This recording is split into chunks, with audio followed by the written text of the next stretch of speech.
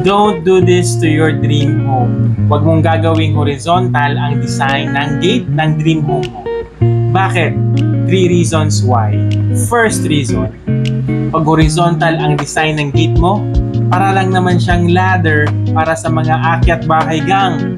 Madali kang nakawan.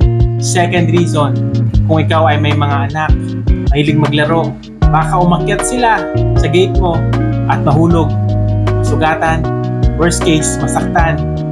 Third reason, kung ikaw ay may mga fur babies, mga pets na mamahalin at napaka-cute, baka makaakyat din sila palabas ng bahay mo at papunta sa kapitbahay mo at baka hindi na isauli sa iyo.